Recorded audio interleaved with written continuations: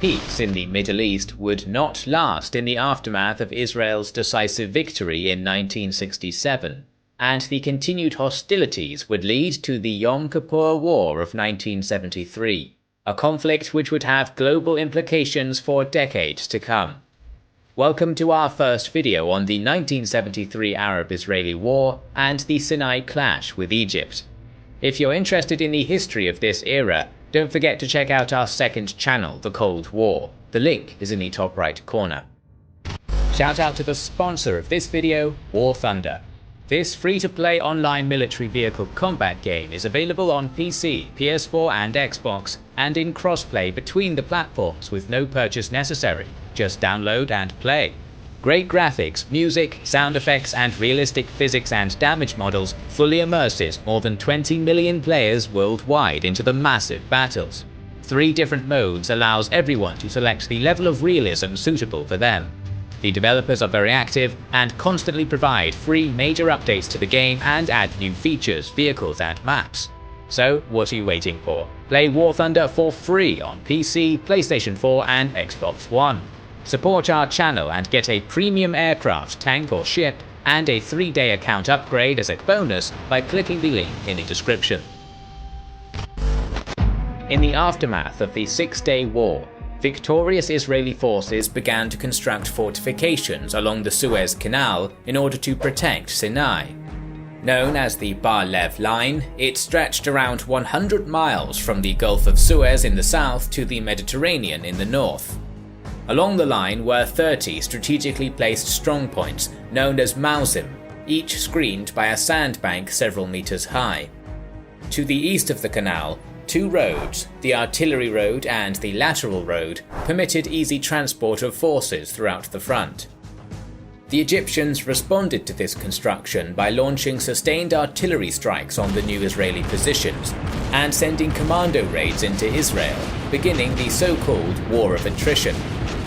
Israel responded with its own commando operations and an airborne offensive directed at the Egyptian air defense system, an assault designed to pressure Egypt into accepting a ceasefire.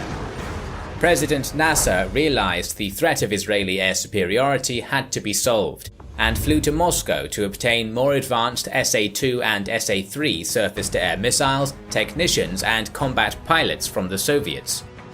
August 7, 1970 saw a 6-month ceasefire brokered by the US, preserving the status quo in the region. The War of Attrition had drained Israeli morale and proved that the Israeli Air Force could be countered. Nasser wouldn't live to see the results, as he died on September 28, 1970, and was succeeded by Anwar Sadat.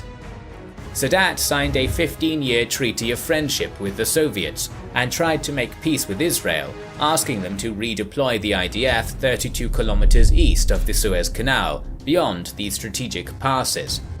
The Israelis refused, and Sadat settled on a war as the only option left by May 1971. Though the Soviets continued to ship armaments to Egypt, including numerous Scud missiles, the hesitance of Brezhnev to support Egypt, and relatively warmer relations between the USSR and US in this period, resulted in the eventual expulsion of Soviet personnel from Egypt by mid-1972. Sadat then turned to Syria's president, Hafez al-Assad, and persuaded him that the lands lost in 1967 should be returned. Pledges of financial aid from oil-rich Saudi Arabia and Qatar were secured, along with promises of troops and aircraft from the Saudis, Algeria, Libya, Morocco, Sudan and Iraq, though most of these contingents wouldn't arrive in time. Sadat was realistic and knew that his army wouldn't be able to utterly defeat the IDF in the field, and so wanted a limited war instead. He and his allies would launch a surprise attack across the Suez Canal and Golan Heights, break Israel's myth of invincibility, and use diplomatic pressure to secure a favourable peace. The Yom Kippur War was preceded by events on each front which adversely affected Israeli perceptions of the military situation. On September 7, 1973, Syrian fighters were scrambled to intercept an Israeli reconnaissance aircraft, and a battle developed 200 kilometers northwest of Israel over the Mediterranean. The dogfight, which resulted in 13 downed Syrian planes and no Israeli aircraft, allowed the Syrians to concentrate its forces on the Golan Heights without suspicion. They appeared to just be showing force after the aerial skirmish. In the south, Egyptian armies concentrated their forces along the Suez Canal under the cover of a training exercise. The image of normalcy was also maintained in an attempt to deceive the IDF. Soldiers walked along the canal without wearing helmets, they continued to fish in the canal, and false criticisms of Egyptian-used Soviet equipment were planted in Cairo newspapers. Nevertheless, IDF observations still noticed unusual amounts of military activity in the area. When this situation was discussed by Israeli High Command on September 30th, Intelligence Chief Major General Eli Zaira assured the government that the probability of war was low. After details of the Egyptian offensive, known as Operation Badr, were received at 0400 hours on the morning of October 6th, preparations began for mobilization, but it was far too late. Just before 2 p.m. on Yom Kippur, the holiest day in Judaism's calendar, more than 200 Egyptian aircraft flew low over the Suez canals, launching strikes on Israeli Hawk surface-to-air missile batteries, airfields, command posts, and other infrastructure in Sinai. The attacks were successful, but Egypt lost 40 aircraft to air combat and ground fire. At the same time, 2 Tu-16 bombers flew over the Mediterranean and launched AS-5 Kelt missiles at Tel Aviv to show the Israelis any attempt at strategic bombing would be met in kind. In Sinai, 14 more Tupolev bombers successfully attacked targets in the Sinai desert. The bombardment on land began at the same time, as over 2,000 artillery pieces, including howitzers, heavy mortars, and even Katyusha rocket launchers, began to hammer the Bar-Lev line, supplemented by specially placed tanks atop the sand ramparts. During the first minute of Operation Badr, it's estimated that around 10,500 shells hit the first line of Israeli defense. Shortly after the bombardment began, specialized Egyptian tank hunter squadrons, armed with RPGs and Malyutka anti-tank missiles, crossed the Suez Canal and occupied ambush positions at pre-planned Israeli tank emplacements. Behind them were 2 Egyptian armies. The second was in the north, commanded by Major General Ma'amun, and the third was to the south, led by Major General Wassel. Together they were composed of 5 infantry, 2 armoured and 3 mechanized divisions, along with a number of independent brigades. The infantry formations especially possessed units with massive quantities of anti-tank weaponry, designed to counter Israeli armour-heavy assaults. Assaults across the entire front began in waves at 2:40 p.m., and the engineering corps breached the high sandbanks by utilizing high-pressure water hoses. At the same time, deployment of Soviet-made folding bridges began in order to facilitate the crossing of Egyptian armour and artillery. Over the coming days, Israeli Air Force jets would be bogged down constantly attacking these bridges, suffering massive losses from the Egyptian air defense umbrella in the process. In essence, the Israelis' greatest weapon was made virtually useless.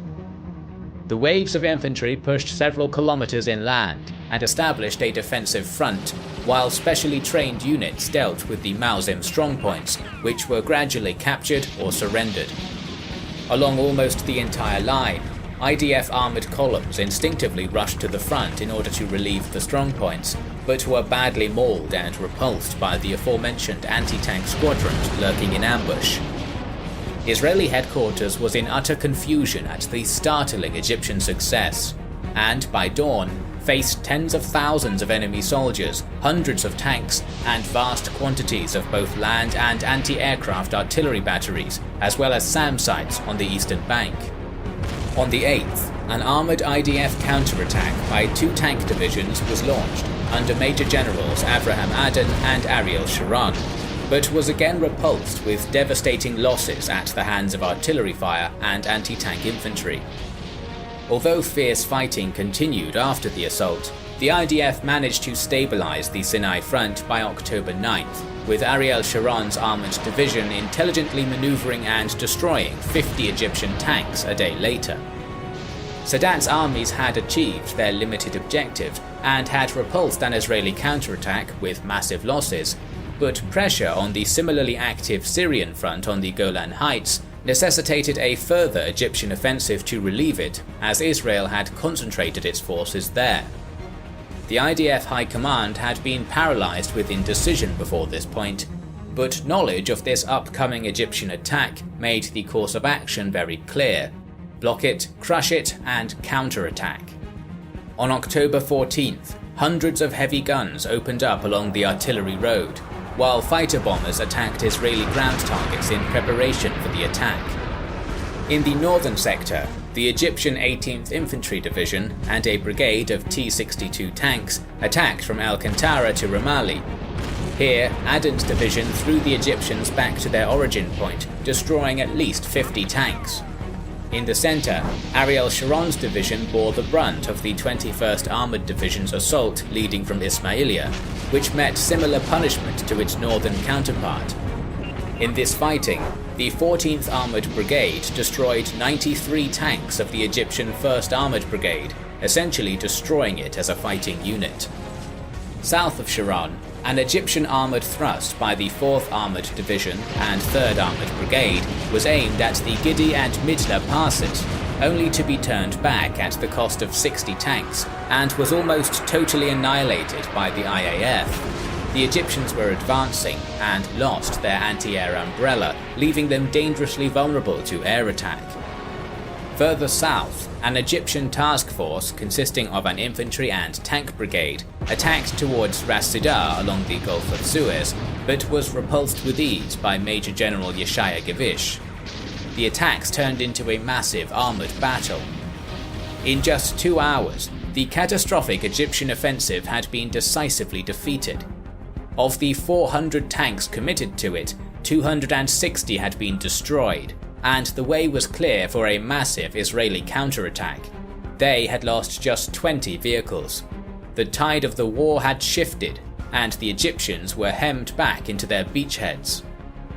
The Israelis now favoured the idea of crossing the Suez Canal and forcing Egypt into a ceasefire, something which was made increasingly plausible because of US aid in the form of Operation Nickelgrass.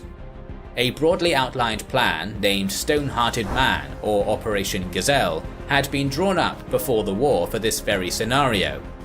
After it was tuned for the situation, it called for laying 2 bridges across the canal near Fort Matsmed, a location which was in a mile-wide gap between the Egyptian 2nd and 3rd armies. When this was done and the Israelis had crossed, they should capture a 50-mile wide area between Mount Ataka and the outskirts of Ismailia before preparing for a thrust on Cairo. The operation's main thrust would be conducted by the Maverick tank commander Ariel Sharon's 143rd Division, which, at 1600 hours on the 15th of October, began its attack. Tuvia Reviv's 600th Reserve Armoured Brigade was sent out on a frontal diversionary assault along the Tassa Ismailia Road, while Amnon Reshev's 14th Brigade approached the Tirto Lexicon Crossroad. From this point, sections of his force began experiencing fire at the hands of stubborn Egyptian defenders, who were stalwartly entrenched at an agricultural facility known as the Chinese Farm, just north of the planned corridor to the canal. Israeli armoured columns attacking from the front, flanks and rear managed to decisively clear the Akavish Road, allowing a parachute brigade, commanded by Colonel Danny Matt, and some bridging equipment to get through. But stubborn enemy resistance soon closed the road behind Reshev's unit. The secondary Tirta Road remained totally blocked by Egyptian defenders, and Israeli logistics began to have problems. As a brutal, confused night engagement began at the Chinese Farm, Ariel Sharon ordered his parachutists to cross the channel in boats, which they did by 2:40 AM on the 16th, having been delayed by logistical gridlock on the only open road. By 8 AM, Matt's bridgehead stretched 3 miles north of the Great Bitter Lake, catching some Egyptians on the other bank by surprise, and securing some more canal crossings in the process. This assisted in ferrying more tanks over to the bridgehead, with which the Israeli spearhead began to launch raids west to destroy Egyptian SAM sites and punch holes into the enemy's air defense web. Egypt's high command was not overly concerned about the crossing, but ordered a counterattack to snap the IDF corridor shut nonetheless. It would be conducted in the north by the 21st Armoured Division, attacking from the Chinese farm, and in the south by the 25th Armoured Brigade, moving up the lakeshore. So on the morning of October 17th, Egypt's pincer was launched, but the Israelis already knew they were coming. In the north, 3 concentrated IDF armoured brigades blunted and smashed the Egyptian attackers, who withdrew after suffering heavy casualties. Near the Great Bitter Lake, Colonel Reshef's armour managed to ambush and encircle the Egyptian 25th, pushing it against the water before annihilating it with intense artillery and tank fire. By 5:30 PM the same day, 85 of 96 enemy T-62s had been destroyed and the counterattack repelled. By the 19th of October, even the battle at the Chinese farm had come to an end when Reshef attacked the exhausted defenders, conclusively pushing them north after heroic resistance. Across the Suez, additional bridges were slowly brought to bear as the hours passed, including a monstrous prefabricated roller bridge which had been painstakingly towed from miles away by more than a dozen tanks. This increase in crossing points allowed multiple armoured brigades to more efficiently reinforce the bridgehead, known now as the agricultural buffer due to the farms and irrigation canals in the area. Israeli armour also began to mass for a breakout. Egypt's high command had decisively underestimated the so-called television operation that crossing the canal represented. It was instead a serious strategic threat. At dawn on October 18th, 3 IDF brigades under Major General Ariel Sharon, Brigadier General Kalman Magan, and Major General Avraham Aden burst out of the bridgehead from all angles, pushing northwest, west, and south respectively. By this point in the war, IAF jets were increasingly launching lethal support missions as the Egyptian SAM sites were hunted by ground troops in the desert. While Sharon's northern thrust up the Sweetwater Canal towards Ismailia was slow-going and met with dogged resistance, the forces under Aden and Magan smashed through hostile lines with relative ease. By midday on October 21st, Egypt's Third Army in the southern sector was cut off from its rear lines. The great powers were now beginning to take note, and neither the Soviets nor the Americans wanted a major war to break out. Secretary of State Henry Kissinger and Soviet Premier Leonid Brezhnev eventually reached ceasefire terms under UN Security Council Resolution 338, which was set to go into effect at 6 PM on the 22nd. Hostilities came to a halt in the north relatively smoothly, with Sharon capturing a series of bridges on the Ismailia-Suez road before it did. In the south, however, it took until the 25th for a solid peace to be achieved, by which time Aden had reached the port of Suez. While the war's hostilities officially came to an end, skirmishes continued unofficially for months. Though final military victory had gone to Israel, its government and population were shocked by early Egyptian successes. The so-called Agranat Commission, an Israeli governmental body appointed to discover the failures which led to these defeats, eventually led to the end of multiple political careers, including that of Moshe Dayan and Golda Meir, in addition to many more military figures.